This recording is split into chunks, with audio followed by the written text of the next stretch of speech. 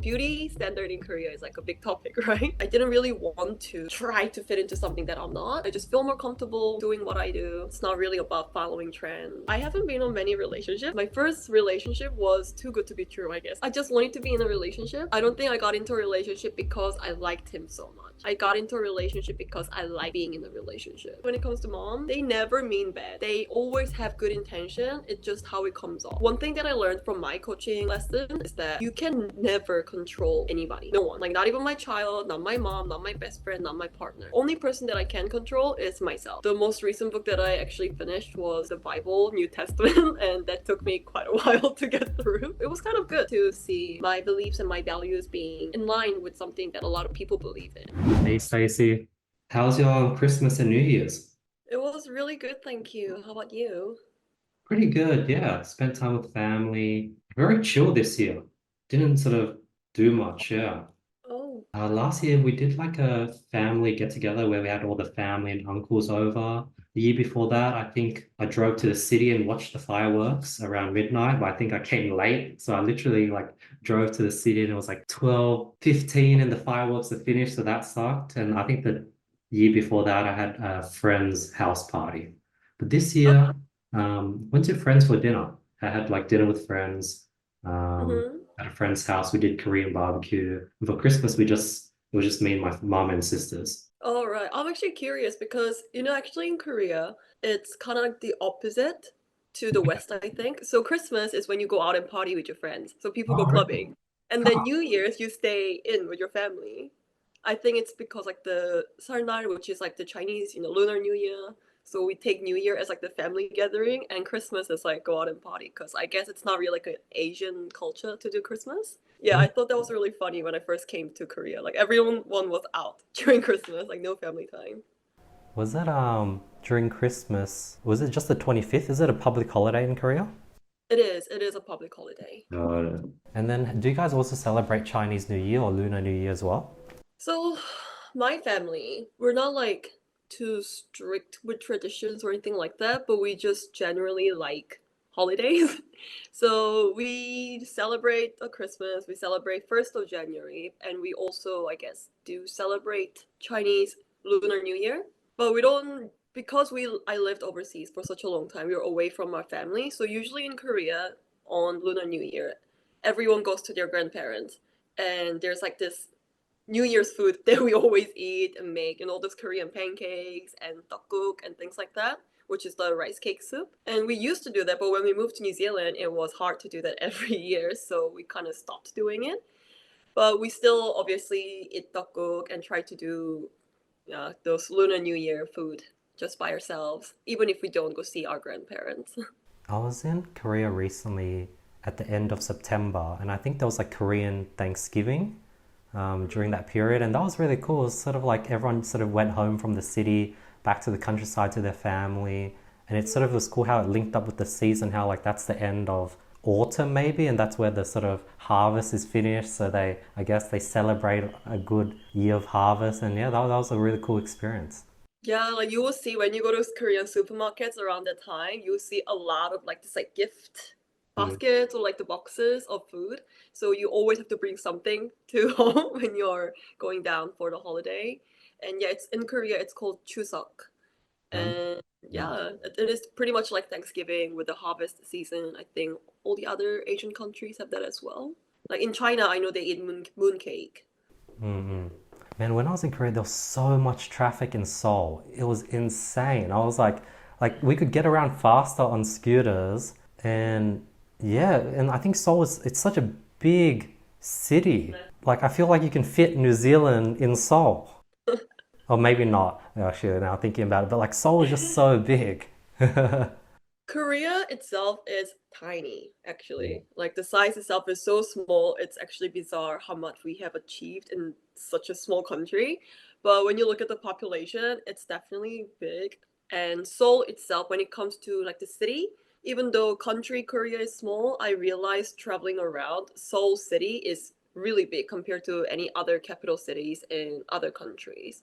Like when I was in Paris, I could walk around everywhere. Whereas in Korea, if you want to walk around, you're only certain district you can walk to. Other places, it will take you 4 or 5 hours if you wanted to walk. Yeah. It is really big, so it's very, very big. I think we'll stay in COEX, but then if we wanted to go to like Mindong markets, or if we wanted to go to that tall building, like it'd be like completely different area, and you couldn't walk to each of these different locations. You have to like take a train, or if you took an Uber or taxi, it took forever because of the traffic. Yeah, that's actually why I prefer subways in Korea, not buses, not taxi, because it just takes too long. You don't know when the traffic's gonna hit. Whereas with subways, they are always on time and you're not going to be late. Sometimes it can be crowded when it's like, around 7, 10 a.m. when people are going to work or when they're getting off work. But other than that, it's really clean and like easy to use and very cheap too.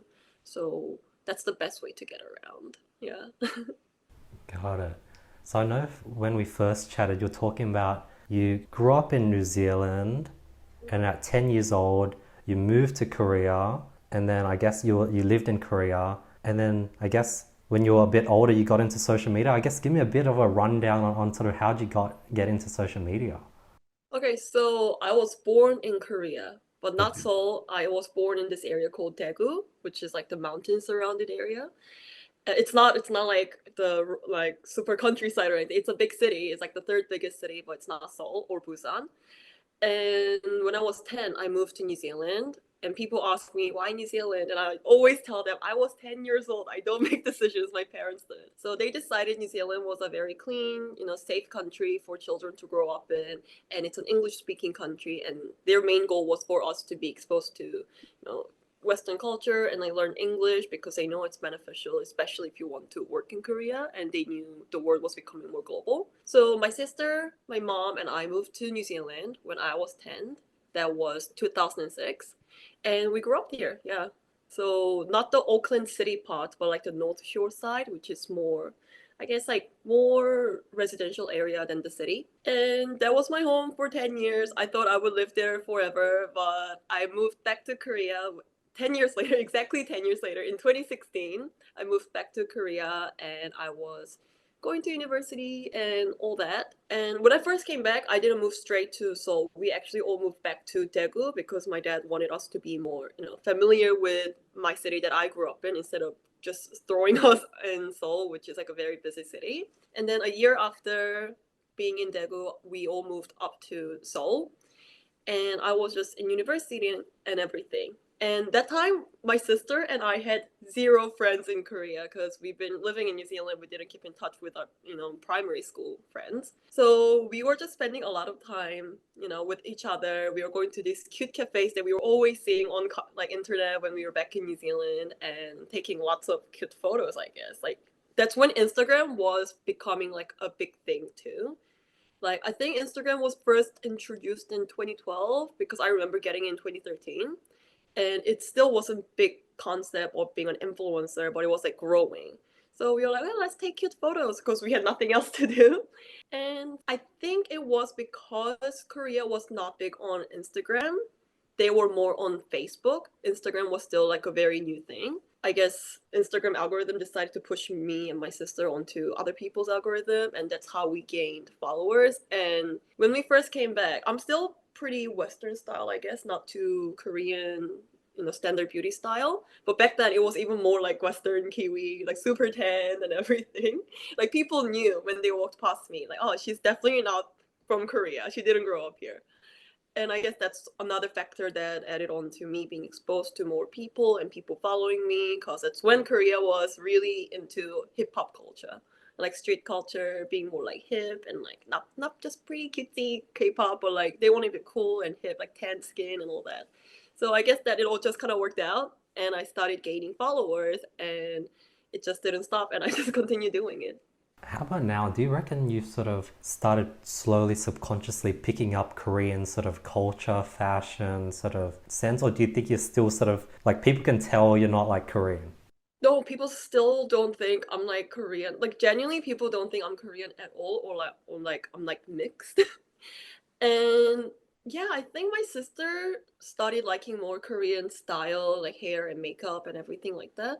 Whereas I just kind of stuck with my Western style, I guess. I'm not like obviously when I go to LA, I do see styles that's very different to me and everything. But definitely in Korean standard, I'm more Western than Korean. Got it. Whoop. Especially when it comes to skin tone, because beauty standard in Korea is like a big topic, right?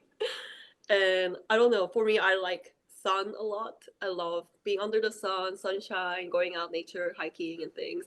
And I don't know, I didn't really want to, you know, try to fit into something that I'm not. I just feel more comfortable doing what I do.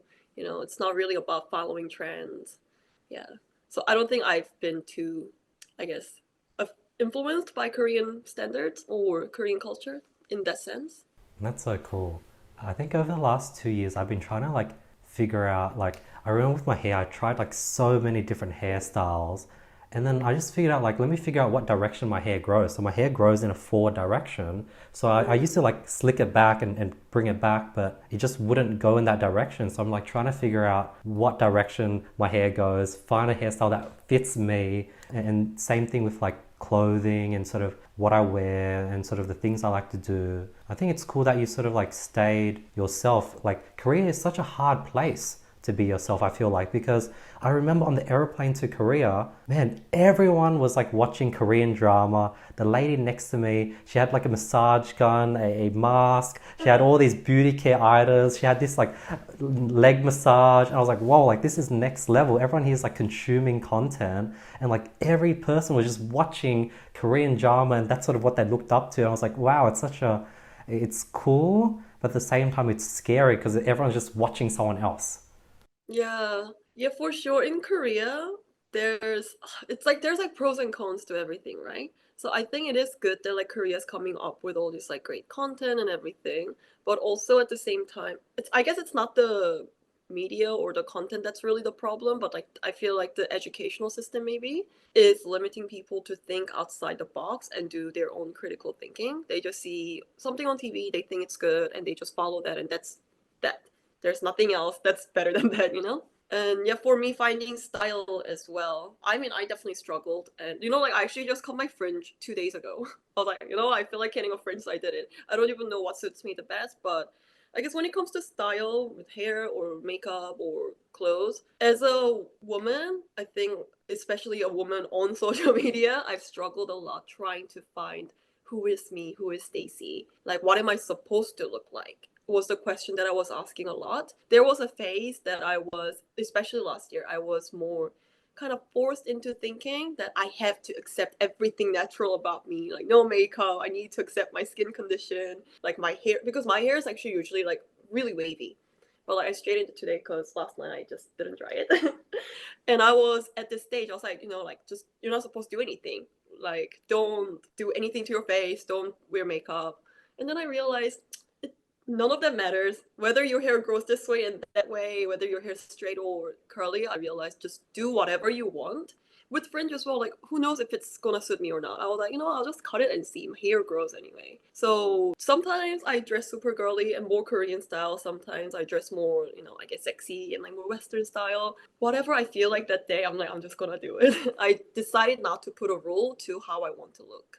When I sort of went to Korea, I also was going to Mongolia and Hong Kong. So I sort of like, it was a bunch of different weather. It was like really cold in Mongolia, it was hot in Hong Kong and Korea. So I sort of packed a bunch of like shorts, short pants, short t-shirts, some jackets. And then like when I was in Korea, my friend, they sort of invited me out to like a nice sort of dinner. They're like dressed nice. And I was like, damn, I got nothing. So I had to go shopping. I quickly went to Zara, bought some pants, brought some shoes, brought like a nice dress shirt. And then I realized that my friend that I was traveling with, he never wore short pants. Like he only had long pants, he only had polos. And like I was looking at my suitcase, I was like, I have nothing but like short pants and short t-shirts, no button-ups. I was like, and then when I came back from that trip, I overcorrected. I just went on a buying spree. I started buying a bunch of long pants, a bunch of polos. And then I think similar to you, I was like, maybe like I can just have both. Like maybe I could just dress how I feel and have the formal clothing for formal situations. But then I still like a simple t-shirt and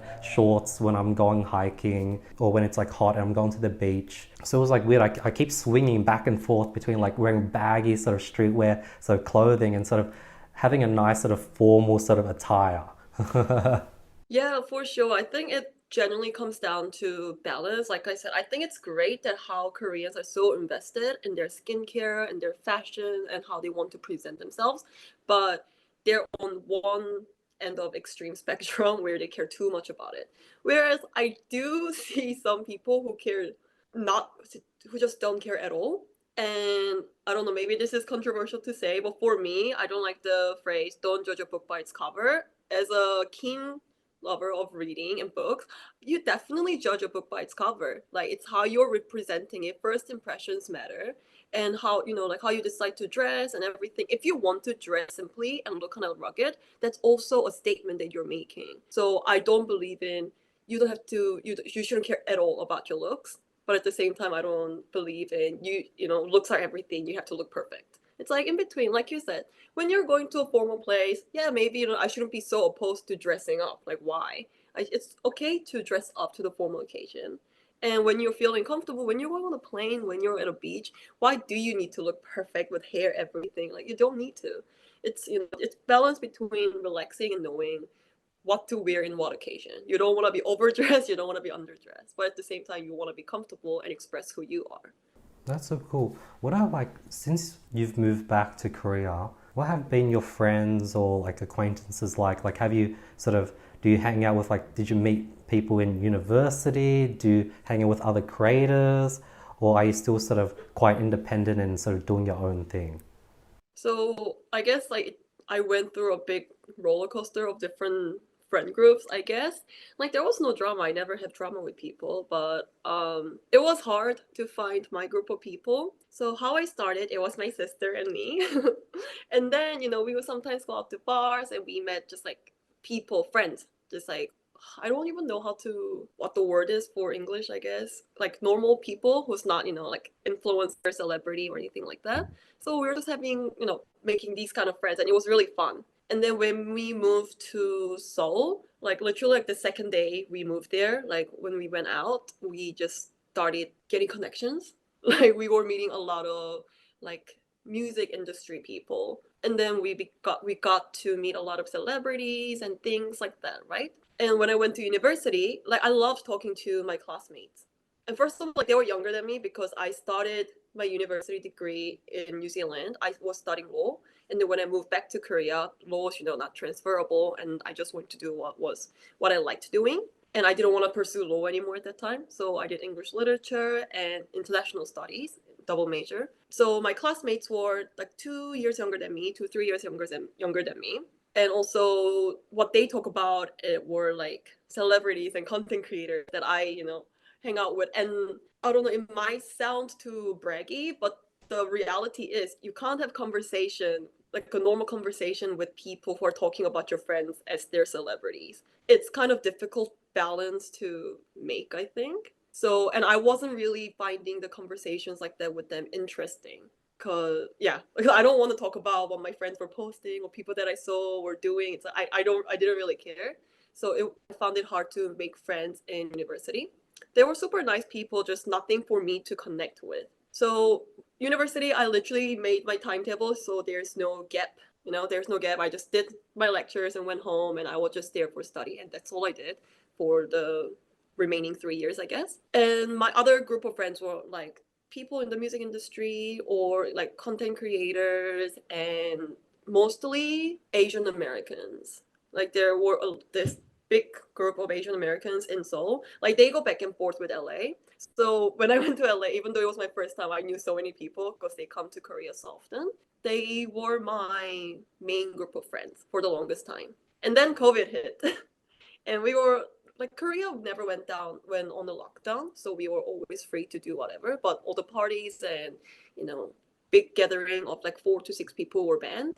So I began spending more time alone at home, and I realized I really like spending time on my own. And through COVID, I definitely went through a big growth spurt, I think. So I became a completely different person when COVID ended. Like I was no longer, interested in festivals and having fun and meeting lots of people, making connections and all that. And I was just more interested in inner peace and self-development, reading, traveling and things like that.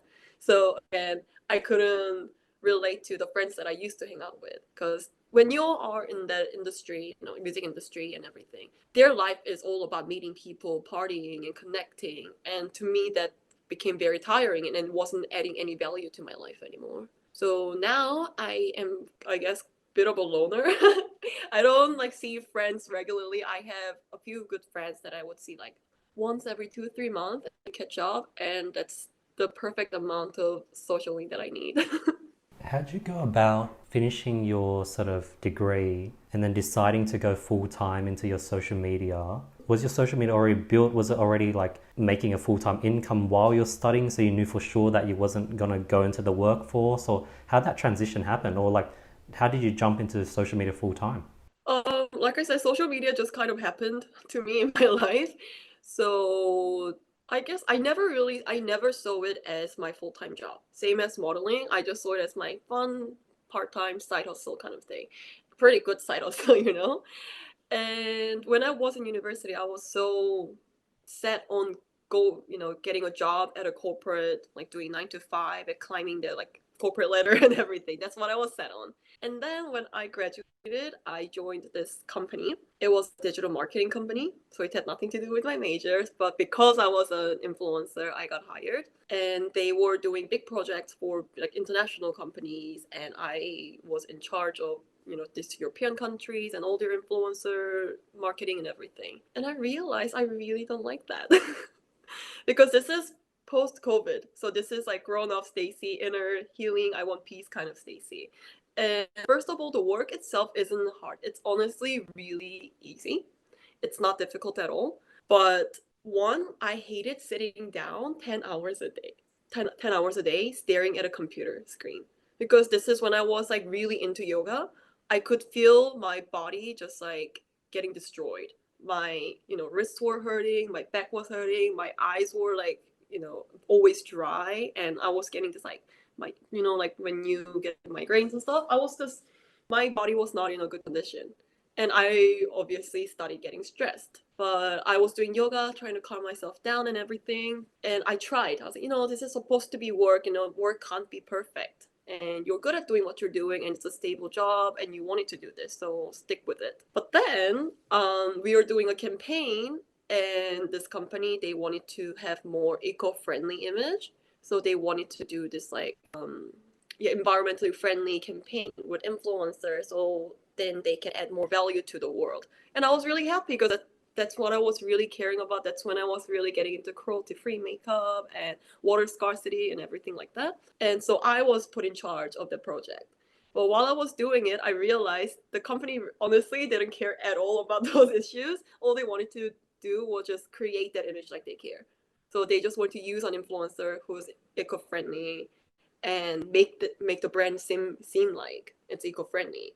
And so it was just going everything against what I believe in and what I was. And that's when I realized, I don't want to do this. And they're not going to listen to me anyway. And in marketing perspective, you're not supposed to do that. You have to be sincere with what you're doing. Otherwise, people can tell. Like, we live in an era full of information.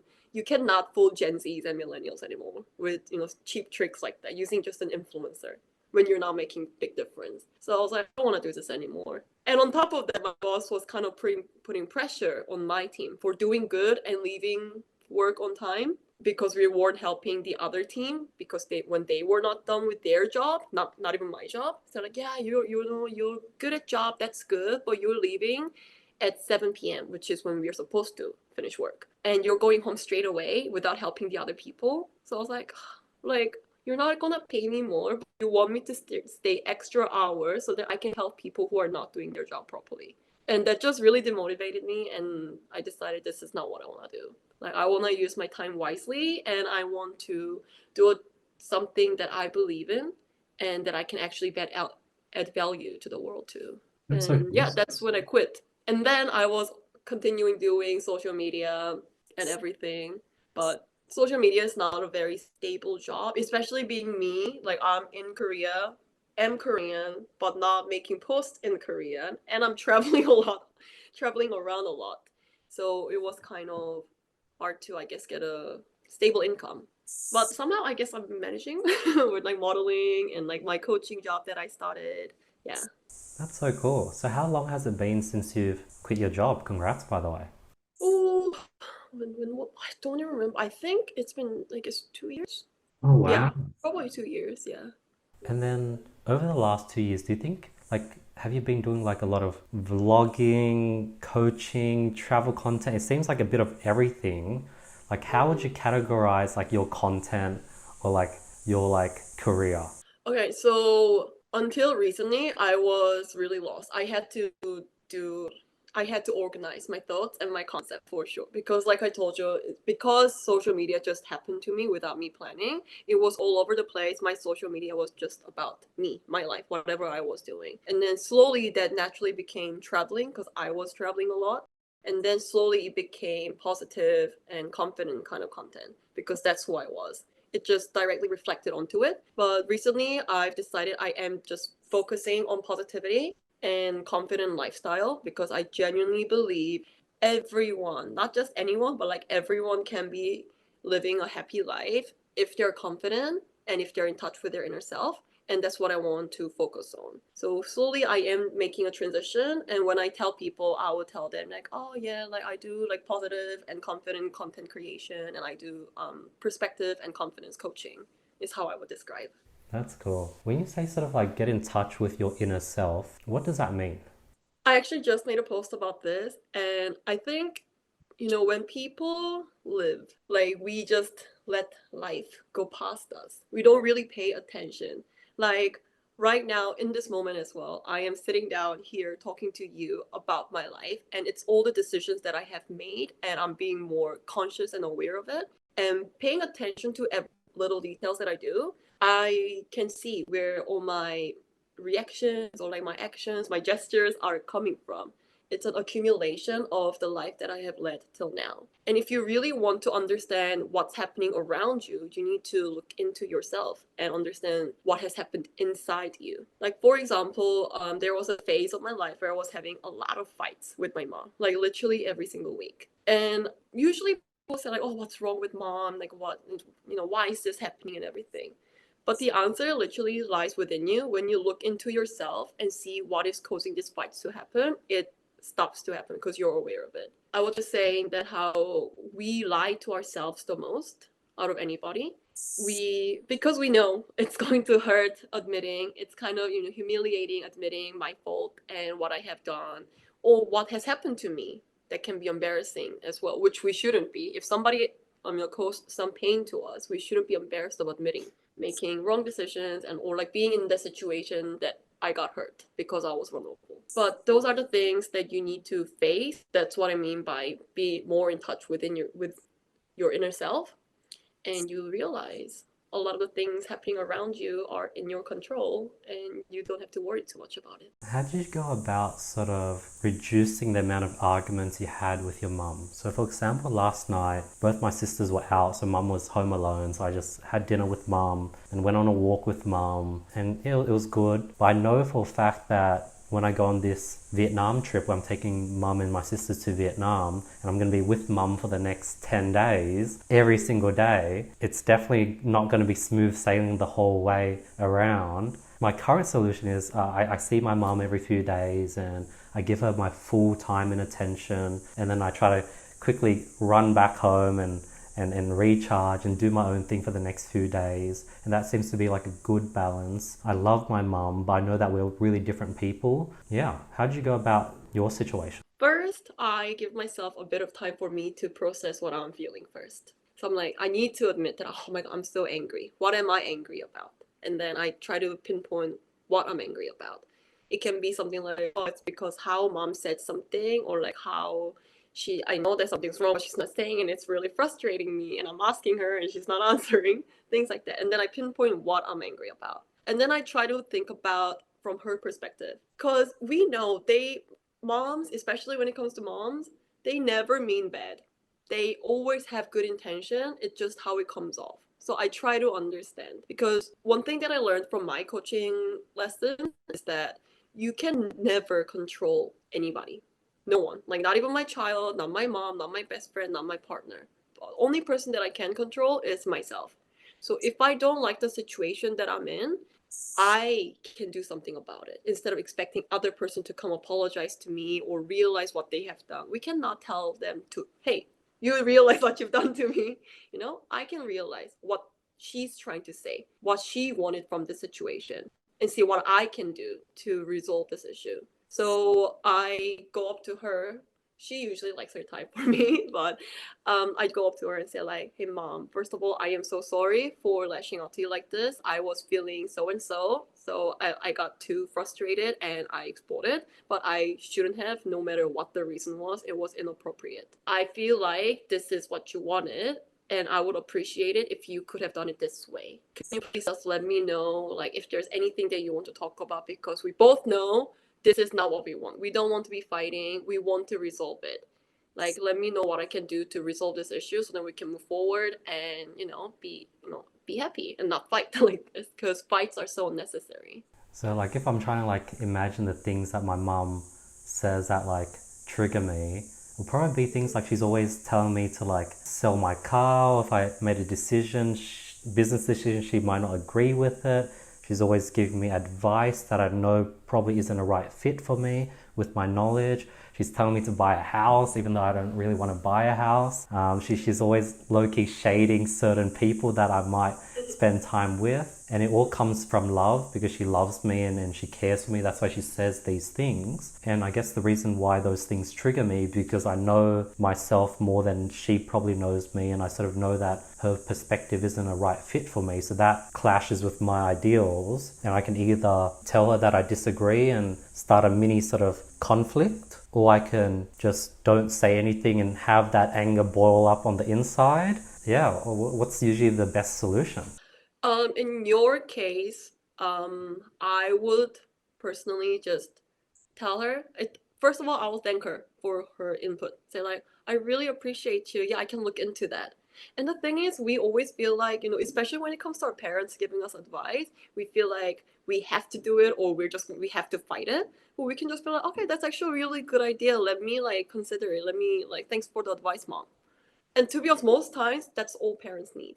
They all just need like, oh yeah, I heard you. Thank you so much for your input. I will really consider that because I respect your opinion. But most times, children's we tend to be like, I'm not listening to you. You're wrong. I'm right. I know myself better. So for me, I would just say, okay, that's a really good point, mom. I will look into it. And kind of just like leave it at that, or say, oh, okay, that's a valid point, but to be honest, right now I feel this way, so I'm not sure if that's the best way. What do you think? Just try to have a conversation instead of argument. Maybe she does have a point and we are missing something. Even though we think we know ourselves the best, a lot of the times people around us know us as much, and maybe they see our blind spots that we don't see. So always, instead of dismissing it, always thanking and accepting their advice first, and then going on from that is helpful. I saw this really good real TikTok video from, I forgot his name, Vin Go or something. He's like I think he's Vietnamese, and he's a speech coach, and he will say, instead of saying yes but, say yes and. Yes, that's true, and I think so on, so on, so on. Even though it's a counter argument, you don't have to be like but, because as soon as you say but, you're fighting, because you're saying you're wrong. But you can say like, yes, that's true, and I think personally something. What do you think? And usually people don't fight against that. That's pretty cool. How I think your content popped into my explore feed was all the traveling. How'd you like, what was the catalyst for all the traveling content? I really love all the solo traveling content. That was really cool. Stacey, were you traveling a lot before COVID, and what was the catalyst, I guess? Yeah. Before COVID, I wasn't really traveling a lot. I was going to Thailand a lot because I really like Bangkok. I had good friends there, and I had my friends going there and always inviting me. But after COVID, it's not like I was used to traveling alone or anything like that. But I just wanted to. I think after so long of not traveling, I really wanted to get out of Korea. So my first trip was I think it was to Europe. I've never been to Europe and I really wanted to go. So I went to Europe and I just really enjoyed that moment. There was this one specific moment that changed my view on traveling. I went to Germany and then Italy, then to France. In Germany, I was with a friend. I had a friend there. And in Italy, I had friend there, so I was with my friend again. But when I went to France, I was all by myself. And my first stop was Nice. I was only there for one night and I was just on a bike. It was such a lovely weather.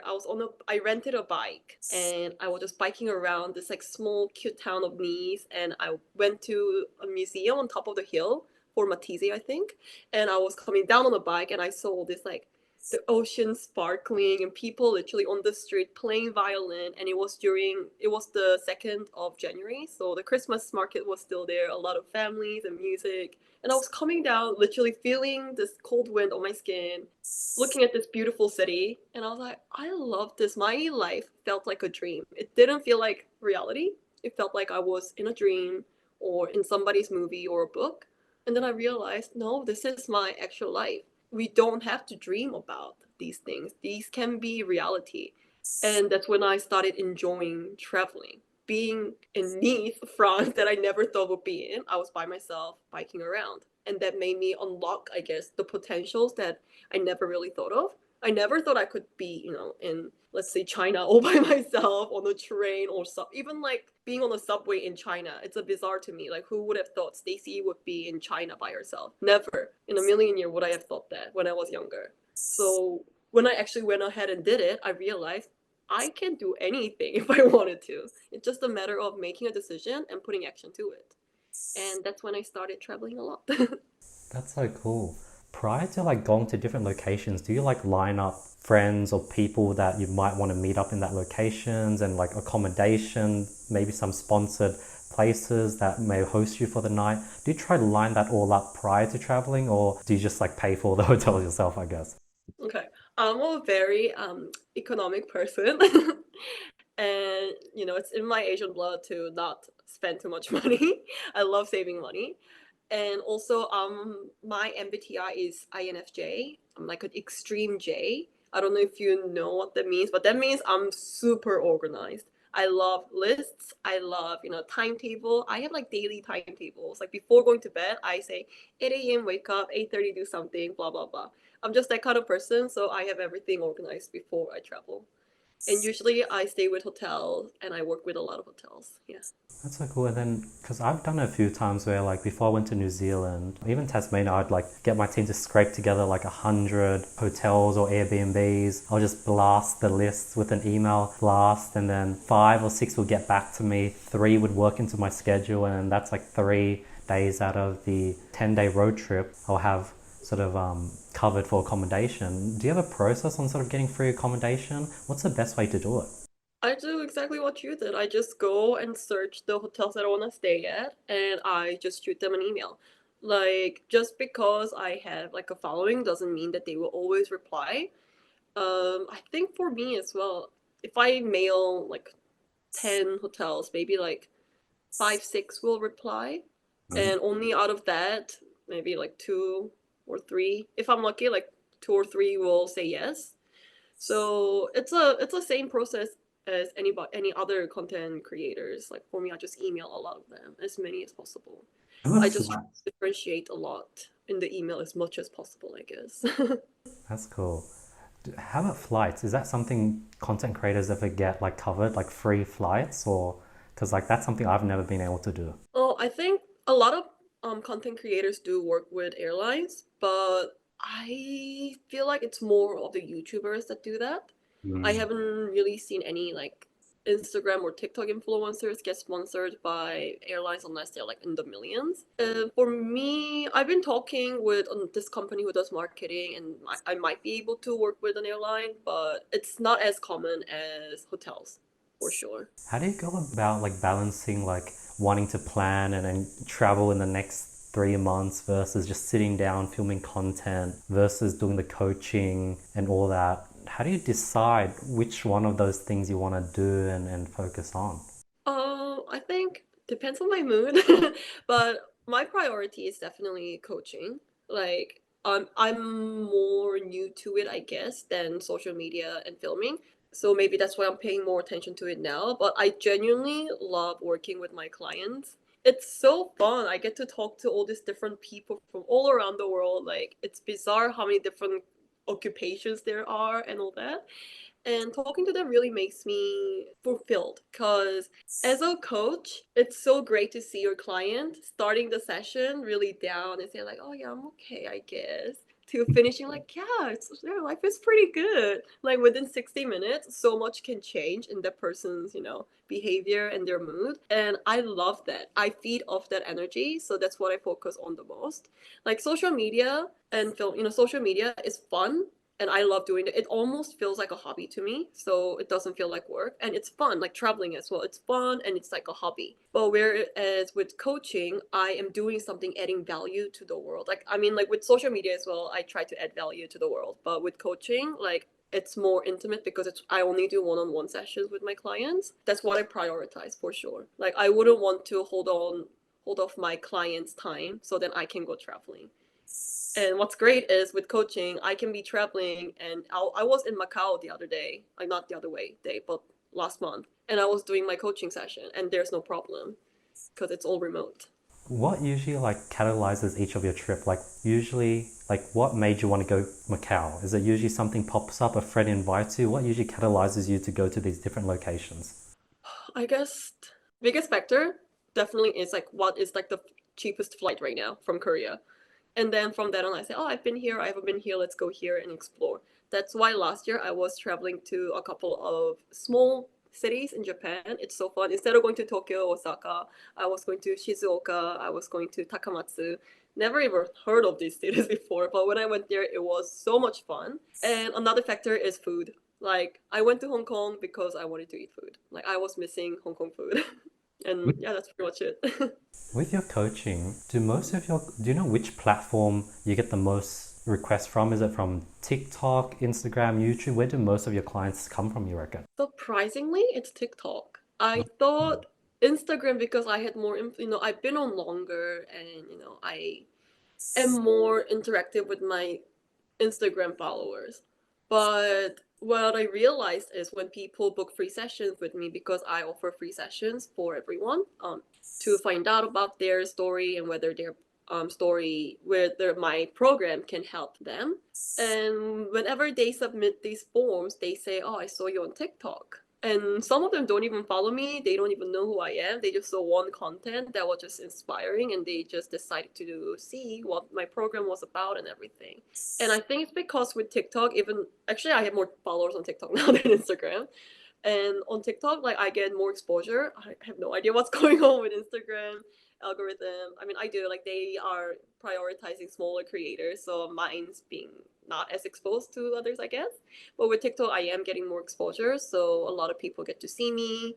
I was doing TikTok live as well, and some people come through that too. Yeah, so surprisingly, it's TikTok. Most people come through TikTok. Do you have like a posting schedule for all these different social media platforms? And do you have like a day and time you also do TikTok lives? Is that part of your schedule? Oh, I really need to do more TikTok lives, but lately I haven't really had the chance to do so. I mean, I just started doing my degree in psychology as well, so there's a lot to do.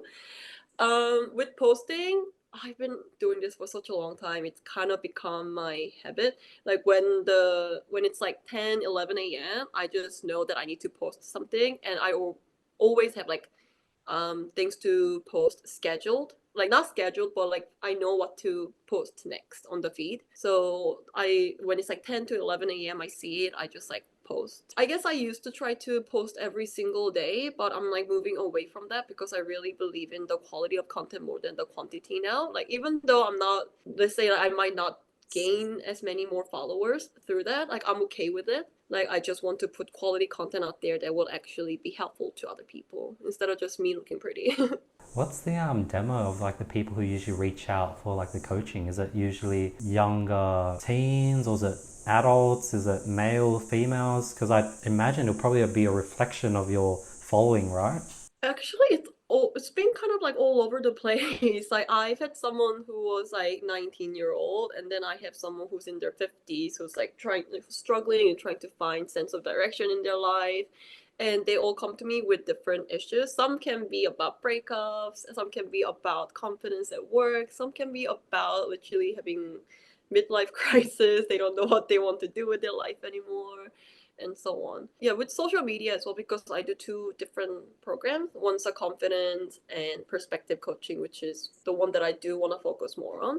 The other one is social media, because so many people ask me how to become a content creator and so on. I just want to share my knowledge. So with the social media program, as well, it's like all over the place. You would think it's just the younger generation who wants to become content creators, but no, actually, like a lot of like the people in their 40s and 50s want to get their hands on social media and try to express what they're interested in and so on. The only difference is with people who are in the older age group, they're not doing it to make money and to make this their full-time job or anything. They just want a platform where they can be more expressive with their creativity, which is great. Got it. With like TikTok, like how many people do you reckon you reach per week? And each week, how many free bookings, free calls do you think you would book in each week organically from that? I can't say for sure because I don't have a, questionnaire where I say like, how did you find me? Maybe I should have that, but I don't. And some people would tell me during the free session, like, oh yeah, I saw you on TikTok and that's how I reached out. But not everyone tells me how they know me. So I wouldn't really know. Sorry. Interesting. Yeah, because I remember like a few years back, I was going hard on YouTube and I was teaching people how to start an online e-commerce business. And I remember like at my peak, my calendar was just getting booked out. I was like doing probably around like 3 to 4 free sessions every single day.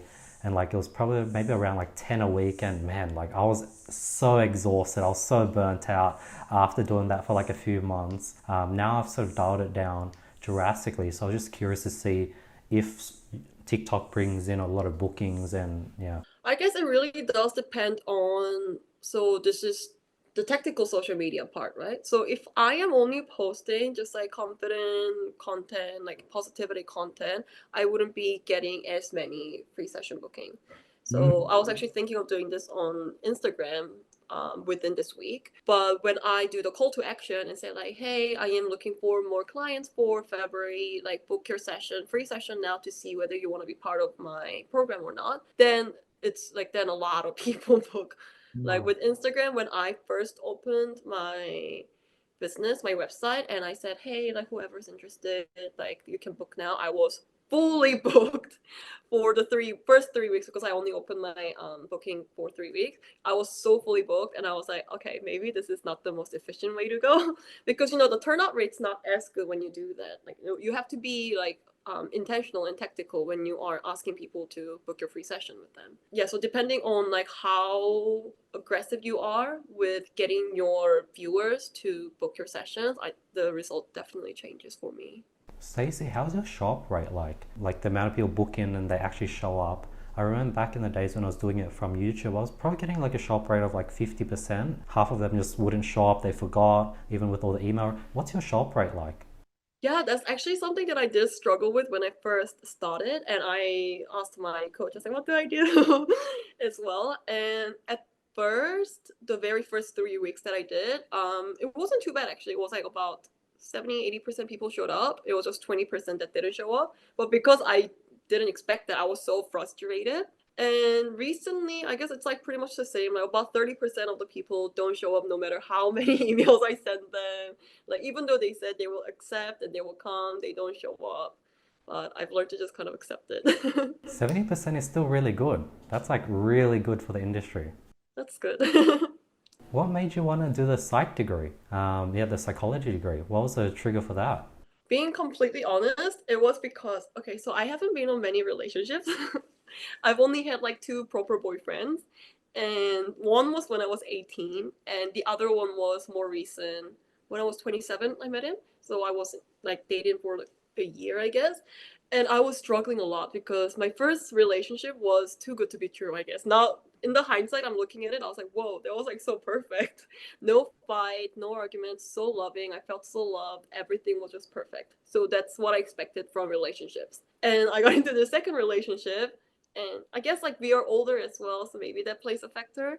But it just wasn't what I expected, and I was going through a lot of emotions that I never felt. Like I was becoming the kind of person that I wasn't, and I was getting so angry at him, but at the same time angry at myself for like logically it doesn't make sense why I did what I did, and I wanted to make sense of that. So I started listening to a lot of podcasts, and I started reading books about it, and I like understanding things, like instead of just say, oh, like when you do this, like you're supposed to do that. Like I don't care about the supposed to, like, well, why is it supposed to be that way is what matters to me. So I started, I guess, educating myself, and that's how I got out of this really hard breakups, like feeling really like sad and down and demotivated. So we tend to, especially after a breakup, I'm not sure about men because I'm not a man, but as a woman, like I think women tend to blame themselves a lot. We try to ruminate over things, ruminating meaning we overthink about negative events that happened. It's good to self-reflect, but also really bad to be too harsh on yourself and feel like it's all your fault. And that's how I was feeling. Like, because the truth is, like, it's never only one person's fault. It's like two people causing a scene. So I was studying that a lot, and I was trying to recognize how I can work on myself. And it was just fascinating finding out about these kind of things. And it really helped me move on really quickly. So I got intrigued. And I just genuinely like learning as well. So I thought instead of just reading books about it, I think maybe getting a degree and studying with structure from like professors who are experienced in these like field will help me better understand my clients' problems and understand my life a little more as well. So I decided to do this degree. I'm curious, like with like Korean drama and like how they portray love. Like I'm pretty optimistic. Like I haven't been in a relationship, but then I think I sort of know what I'm looking for, and I just haven't found like a best friend. So I guess I'm still optimistic in that way. But then yeah, sort of Korean drama sort of makes this thing where it's like you fall in love and it's like this perfect match. What's the divorce rate like in Korea? Like what's the culture like in Korea when it comes to that? And do you think K drama like helps it, affects it? What's your thoughts there? I have no idea what the exact divorce rate in Korea is. Like these days, actually on the news, people are like the government's complaining about people not getting married. Like even though they're married, they don't actually like sign the papers and become legally married. I assume the divorce rate is pretty high in Korea, and that obviously boils down to the Asian tradition of like not speaking about their feelings and working on themselves and going to therapies and things like that all add up. And I think the effect of K drama, I don't watch K drama, so I'm not sure how much effect it will have on it. I think it has more effect on foreigners who watch K drama than the Koreans, because Koreans, us living here, we know the reality of dating. We know K drama is K drama and real life is different. Whereas I heard a lot of foreign fans tend to think, oh, Korea is so lovely with all that kind of love, and which is not true at all. Yeah, so I don't know how much it would have affected it, but for me personally, whenever I do see Korean drama, sometimes I see a lot of toxic stuff. I'm like, that's not a good sign in a relationship. Why are people praising it, if anything? Do But it you definitely does skew people's mind on it. do you reckon like a relationship takes a lot of work in whatever relationship it is, or do you think you can find someone that is highly compatible and it is like a bit of frictionless? Yes, there's going to be ups and downs, but it's pretty like a good fit. Is that too optimistic, or do you think most relationships are very tough and it requires a lot of work and it's like a full-time job? I mean, depends on who you decide to be with, I guess. For me, but I definitely think there are people that you just do click with and it just works out better. Like I told you, my first relationship was really easy. Like I was with him for 2.5 years, but I don't remember having a big fight with him. We always talked it out. He was so sweet from the beginning till the end, like literally. We had this thing called month anniversary. Like I wasn't thinking as a girl, like usually girls are the ones who think about that, right? But then he was the one who came, like, oh, it's been a month since we dated. I was like, I forgot about that. Oh yeah. Like he was the one celebrating and remembering all that kind of stuff.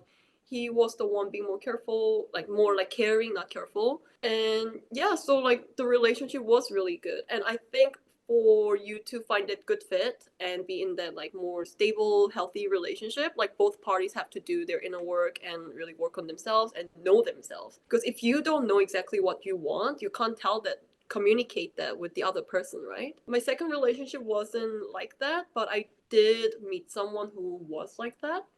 It was like so compatible. Like we were, I mean, from my end, I felt really like comfortable, safe, and talking to him and everything. And if we got into a relationship, I don't think I would have had many like dramatic fights. That's unnecessary. Could have had arguments, but not like to an extent that I did. With the first relationship where the guy was like a sweetheart, cared for you, remembered all the important dates, why do you think that one didn't work out despite that? Being completely honest, I just wanted to be in a relationship. And I don't think I got into a relationship because I liked him so much. I got into a relationship because I liked being in a relationship, you know? I was 18 and I was like, oh yeah, I want to, I want to have a boyfriend. I want to go on dates, I want to have my first kiss and everything. So I was like, oh. So the motive behind getting into the relationship was wrong to begin with. He's such a sweet guy. Just I realized it wasn't really for me. And then I moved to Korea as well. And I wanted to experience a lot. I think if I stayed in New Zealand, maybe I could have just married him and everything. I think we would have been happy. But because I moved to Korea, a lot of things changed, and I wanted to go out and explore more with people and see this. I just knew if I stayed with him, I would be thinking, what if for the rest of my life? What if I, met other people and went on other dates as well? Yeah. I think that's the reason. What kind of books and sort of topics have you been like really into over the last 6 months, Stacey? Okay, the most recent book that I actually finished was the Bible, New Testament, and that took me quite a while to get through. And that was great. I'm not religious, I'm not Christian, I'm not anti-Christian or anything like that. But a lot of the things that were written in the Bible actually really aligned with what I believe in. So it was kind of good to see my beliefs and my values being in line with something that a lot of people believe in, and to see that a lot of people believe in what I believe in too. And other than that, I've been reading a lot of self development books, I guess, and some novels and literature too. I go all over the place. I try to mix it around. So if I read a self-development book, I try to read a literature, and if that was too serious, I try to go back to reading like a light-hearted novel, and then something like Bible. It's a cycle. Do you read like one book at a time, or do you read multiple books at the same time and jump in between? No, just like dating, I'm like very loyal to one person and one book. So if I'm reading one book, that's the only book that I'm reading. Have you read the Bible, the Old Testament of the Bible, or you haven't? No, he do okay, so I got my Bible gifted by a friend, and he told me to start from New Testament. So I was like, okay, and I got through New Testament recently, and I was like, I'm gonna give it a break before going to the Old Testament. Interesting. What's your thoughts on like the universe? Do you think there's like someone looking over us? Do you think we're like in a simulation? Do you think this is just one of many parallel universes? What's your thoughts? I don't. I think for me, the parallel universe, I'm not opposed to the idea of it because the universe is so vast. So maybe that's true. Like, I'm not, like against it. And someone looking over us, I don't see it as like someone looking. I don't know. I think that's a very selfish thought that humans made. Why do you think there's like this person or this entity that just looks over us? It just could be literally energy. Like, it can be like a scientific energy that's like making all these happen, because when you look at the moon as well, like I saw that like the waves or the oceans moved depending on the moon's movement and where it's like located. So what's to say that we're not affected by all this kind of like energy that cannot be seen by our eyes? So I don't know, maybe it's God, maybe it's just the universe, maybe it's just energy, or maybe it's the aliens. I don't know what it is, but I do believe in a bigger energy power that we don't understand. There was this movie I was watching called I Origins, and there was this scientist and there was this girl, and worms only have two senses. Humans have three senses. We can see, feel, and smell. But worms can only feel and smell, they don't see. So that means they could be moving around on this table, but they can't see the light that's sort of hitting them. Whereas we can see the light all around us and it's quite obvious to us. And she was saying, like, what if there was like a fourth sense that humans struggle to sort of tap into, and you can feel, I don't know, either the universe, energy, spiritual. I don't know what that fourth sense is. But like I was like, huh, actually, like what if there is a fourth sense that we like some people can tap into, most people can't, and there is this fourth thing similar to light, where light is so obvious to us, but for the worm, they have no idea that light exists. Yeah, that's so true. It's interesting, isn't it? Maybe to warmth, we might feel like this god that they don't know. Yeah. Suddenly, there's like an earthquake to them. It's just us like stepping over. That's interesting, and that's true. So yeah. Any recent discoveries you've sort of been implementing into your life, Stacey, over the last few months? Okay, so over the holidays, my sister, she lives in Singapore right now, working there. And for Christmas, she came and she went back to Singapore. And then 3 days later, she decided to come back to Korea for New Year's. And talking to my sister, I've had more, I guess, like small epiphanies, and I'm trying to implement that into my life in 2024. And one is that I don't smile, or like my facial expressions, on my default facial expression has changed since 2019. Like default Stacey face in 2019 is different to what it is today. I think these days I'm like I seem more tired, I guess, and a little soulless. I think it's to do with aging and going through a lot in the past few years as well. But back then I was just more, I think in my eyes there were more sparks and like hopefulness and everything. So I'm trying to bring that back into my life, because if I really think about it, there's so much great things happening, and I really shouldn't be giving my energy to things that I don't want to happen, things that are bad that I am scared of. Like I shouldn't give my energy to that. So I'm practicing giving my energy to things that I wish would happen and things that I actually genuinely enjoy. And another thing is really drawing clear boundaries. So I like being a nice person, and I have been like a pretty good person for my whole entire life. But the catch in that is a lot of the times, kind-hearted people tend to be really bad at drawing boundaries, and over time it becomes resentment towards other people. And I could feel myself feeling that. That's probably why I lost the soul, like sparks in my eyes as well, because I was getting disappointed at people and so on. And I thought there was other people to blame for me feeling that way. Because I'm nice to them, why are they not nice to me?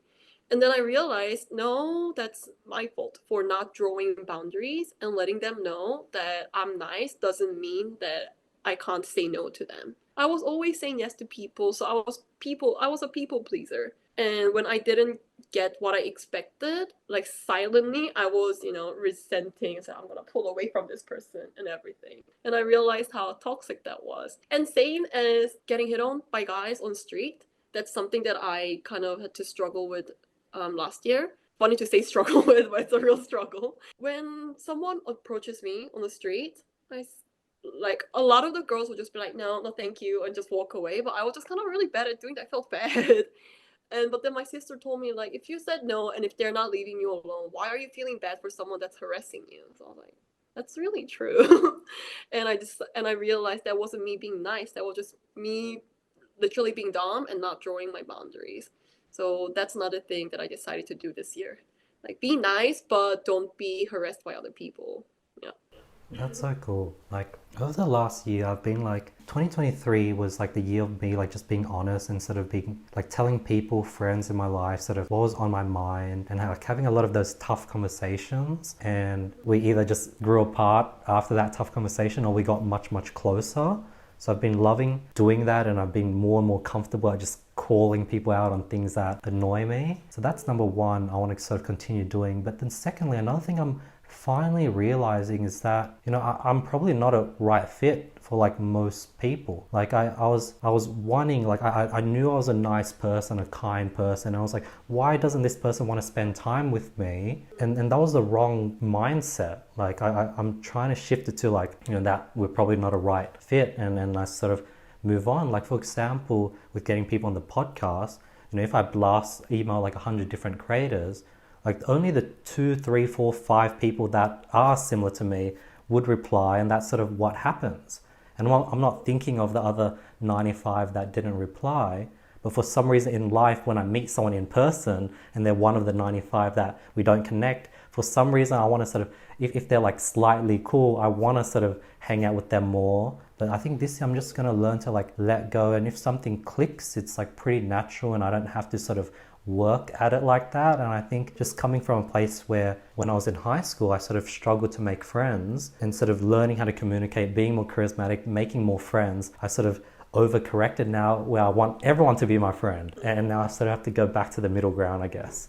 Yeah, I think connecting with people is not as easy as it may seem. One thing that I did tell my client is that you cannot be liked by everyone, and at the same time, you don't have to like everybody as well. Because a lot of the people feel like if you don't like somebody, like you're a bad person.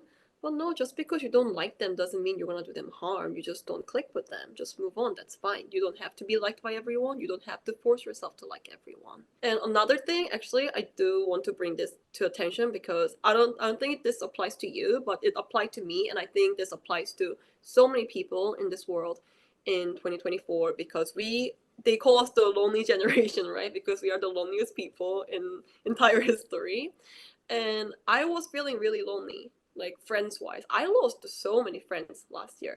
I lost all my important, like my best friends, people that I really loved for like different reasons. And I was feeling really like a loner. Like I have no friends. I have no friends. As a joke, as a habit, I used to say that all the time to my mom and my sister. Yeah, I have no friends. To people that I met, oh yeah, I have no friends. And it's really scary. What you say as a joke becomes a habit, and habit becomes you. And I was genuinely feeling really lonely, like I had no friends. But the truth is, this is actually Mel Robbins. I'm not sure if you're familiar with Mel Robbins' podcast, but I was listening to her podcast, and she was saying exact same thing. I was feeling so lonely. Like I had friends, I feel like they were like hanging out with other people, but not reaching out to me. And that's exactly how I was feeling. And then she was saying, but when you actually talk to them, that's exactly how other people feel. Just because they're not reaching out to you doesn't mean that they don't care about you. Maybe they're waiting for you to reach out to them, just like you. And that's how I was feeling. And then some of my friends, towards the end of the year, they were reaching out to me saying, hey, what are you doing for Christmas? Do you want to do this? And I realized it was literally all in my head. I was feeling lonely because I made myself lonely. And sometimes you have to just reach out to them first, when even though you feel like they don't like you or whatever, maybe that's just your assumption, and reaching out to them and actually like talking to them will help clarify your relationship with them. Because I think a lot of people these days lose friends and connections because of our silly assumptions about other people. It's like when I sort of, if I look a few years back, I was just looking for friends that I can just hang out with, spend time with. They wanted to spend time with me, people to just do activities with. Then I started meeting people that would want to hear what was on my mind and what I was doing, and they were like a bit fascinated. Like I'd share the things I was up to, and they'd be genuinely curious and ask questions. And that became the norm. And I started slowly like growing up away from people who just hung out and we didn't have, they couldn't relate with the things I was doing. And then now I'm starting to like, I have one or two friends that are like really curious. Like they ask questions and they're sort of peeling the layers of onions, and I'm able to talk about all these different interesting things I love to talk about, and they're just sort of like digging it out of me. I don't have to bring it up and have them listen. And then now that's becoming the norm, and if I just hang out with someone that would listen if I brought something up but they didn't seem that interested, that type of communication is less fun than talking to someone where their eyes light up as I show them something I discovered. And like the standards scaringly keep going higher and higher, and then the pool keeps getting smaller and smaller. But hopefully if now I know that's what I'm looking for, maybe I can just focus on looking for those type of people. But it's pretty hard to find like curious people, but that's sort of been my journey, I guess. Yeah, no, I feel exactly same as you. I feel like not that like my old friends were like bad people or anything like that. It's just that my interest does not align with their interest, and it's sad truth, but I couldn't talk to them anymore. Like I don't need someone to listen to me. I want someone to engage in a conversation with me. And it's really difficult when that person doesn't really care about the topic. It's not that they don't care about me, they just don't care about different breathing technique that's good for your body. And I can't blame them. Like when somebody talks about, let's say, tech stuff, like I'm not interested. Like I don't want to talk about that, and that's fine. And yeah, like we have so many people in this world, but depending on where you live, I think it does definitely impact on how many friends you can make. Because if I'm in like Bali, I'm sure I'll find way more people who's interested in yoga and breathing techniques than when I'm living in Seoul. You know what I mean? But never give up. There's always someone like you. We can have lots of friends. And honestly, I think one or two close friends is more than enough. Like it's enough. That's true. I agree. What type of yoga have you been doing, Stacey? Okay, lately I've been really gentle because I have like this back problem, so it kind of hurts to do all this like advanced movements. But usually I do like vinyasa and power vinyasa. But lately I've been more into hatha, I guess. Have you tried doing like hot yoga, Bikram yoga? Yeah, I did try. It's nice. I did it so hard.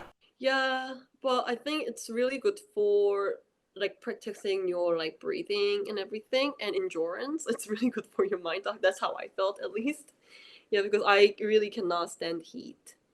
I remember doing it, and then like I'm pretty fit, but like the first two times, like a quarter way in, I was lying on the floor, like I couldn't stand up. I was getting dizzy. I think by the third or fourth time, I was able to like do the whole session, but that like was surprisingly more difficult than I thought. It is. Like I actually tried to one of my classes that I did, I was doing HIIT yoga. So it's like HIIT workout plus yoga, but it wasn't as hot. It was like 35 degrees Celsius, and that wasn't yeah, that wasn't as easy for my students, but I tried to experiment with that as well. How about do you do Wim Hof breathing or any of that stuff? Oh my god. Okay, Wim Hof breathing. So you know how I told you that there was this one guy that I did really like click with, but they just didn't really work out that I didn't end up dating. He's the one who gave me the Bible and he's the one who got me all into this self-development and everything as well. And like one of the first things he told me about was Wim Hof. Like this is like when I didn't even know the guy that well, and he was like, "Stacey, lie down." And like, dude, he made me do the Wim Hof breathing. I was like, "What is this guy? Why is he like Yeah. making me like breathe really hyperventilate and then stop breathing?" So Totally. yeah, I've definitely tried it. I'm aware of it. Yeah. Do you like when you say working on your breathing? I guess that's a bit extreme. How do you sort of practice breathing then? Or like how do you breathe correctly? Okay, I actually read a whole book about breathing. It's called Breathe. Oh, I forgot his name, but he's Nathan something. And it explores different types of breathing and what's more effective in different situations because just there is no one breathing technique that's good for you. Depending on whether you're running, you're doing yoga. Even in yoga, you take different forms of breathing depending on whether you're doing hatha or when you're doing vinyasa or ashtanga, like you do different breathing, right? And I was just more interested in that because when I'm running, I don't think I should be breathing like how I'm breathing when I'm sleeping. And when I'm doing boxing, it's also again different type of breathing. So I try to be more aware with how I breathe depending on what activity I'm doing. So throughout the day, I try to remind myself. Like I'm not perfect at it, but I try to remind myself to take deep breath in and out. It's not just when you're nervous you do that. We should be doing this as a habit to like breathe in at least 3 seconds and breathe out at least 3 seconds through your nose, out your mouth, and breathe in through your belly instead of our chest. But a lot of people don't, because they're not aware of it, they don't do it. And that's actually very detrimental to our health. So I try to be aware with it when I say I practice breathing and so on. That's super cool. Last question. Any plans or what's the focus for the next 6 months, Stacey, for you? Expanding my coaching business for sure. I need to do more marketing. I'm still new to it, so I'm not sure how I'm supposed to get more clients and how I can engage with more new people. That's my main goal, really expanding my coaching business. And second thing is I'm moving back to Bangkok in March, so that's another big move and yeah, beginning my life in Thailand now, I guess. Is the main reason you want to move to Thailand, is it just because there's more sort of digital nomads, freelancers there? What's the main sort of catalyst for that? I don't know. I think I just really like Bangkok. Like I've traveled to many different cities, and there are definitely cities that I love to travel to, like Nice. I think that's my favorite city I've ever traveled to, but I don't necessarily want to live there. Whereas Bangkok and Hong Kong, I just really like, and those are the cities that I would like to live in. So yeah, and I have good friends there, and the overall vibe of the city is really nice. People might not agree with this, but every city has different vibe and it all comes from people. It's not the landscapes, it's not the food, it's literally people emitting that kind of energy. And my energy definitely aligns more with Bangkok than Seoul. So I wanted to move, and I'm just trying it out. Maybe after a year, I'll be like, no, Bangkok's not for me, and move to another city. But for now, my heart says move to Bangkok. That's so cool. How does like what's the energy in Bangkok versus like say Chiang Mai or Bali? I actually haven't been to Chiang Mai or Bali, Okay. but Bangkok, I don't do nightlife, so I don't know. I know a lot of people do like the party scenes there, but I don't know what that's like. But what I do know is that Bangkok has people there are just so lovely. There was just this one incident that happened that sums up what kind of vibe I get from people in Bangkok. I was walking on the street with my ex, and we were just going back to our place, and there was a homeless person lying in the street.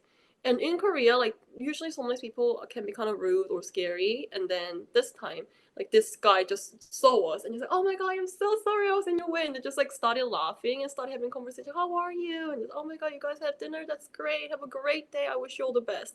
And that kind of interaction. And that's the vibe I get from Bangkok. I feel so welcomed. People are so nice and lovely. They seem less stressed as well. Maybe I haven't seen the other parts of Bangkok, but my interaction that I had in Bangkok, they were all always lovely, positive, bright, and upbeat. That's so cool, Stacey. Stacey, where can people find more about your content, get more about everything that you shared today? What's the best place for people to get more of Stacey? Well, Instagram and TikTok, you can see a lot of my content like ya.stacey, yeah, Stacy, everywhere on social media. And you can also find me at my website, which is again yastacy.com. And I try to write more blogs there that's more inspiring and motivational. And that's where you can find out about my program and book your free sessions as well. And find out about me in general. That's so cool, Stacey. Thanks so much for your time. I had like a great time chatting with you. I love how you're so entrepreneurial. You've sort of been through like a cool journey, and you're sort of like in the social media space, but then you're also in the travel space, and then you're also like into the personal development. So you have this cool mix of different sort of things that make you unique. So yeah, I really appreciate your time today. Thank you so much for inviting me. Actually, I want to say this one last thing. I feel like I've been manifesting this because ever since I started coaching, I was, researching how to get clients and how to be more connected. And they were saying one of the ways is to be on a podcast. And I'm really new to podcasts because in Korea, podcasts were not a thing for a long time. And I've been recently listening to a lot of podcasts, and then you reached out to me, and I was like, this is perfect. And so I wanted to start the year doing the podcast with you. So thank you.